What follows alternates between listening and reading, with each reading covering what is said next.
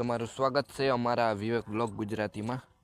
હું તમને વિવેક ગોસ્વામી। આજે હું તમને મારા ખેતરના એવા નજારા બતાવીશ, જોઈને તમારું મન પ્રફુલ્લિત થઈ જશે। આપણે જોઈશું કે આપણા જીરું અત્યારે કેવું અને કુદરતી સુંદર લાગે, કેવું લાગે કોમેન્ટ કરજો। મિત્રો, તમે આ જોઈ શકો છો, આ લહેરાતું જીરું અને ખેતીની મહેક ઘણી પણ છે। જ્યારે આવો પાક જોઈને ત્યારે બધી જ મહેનત વસૂલ થઈ જાય।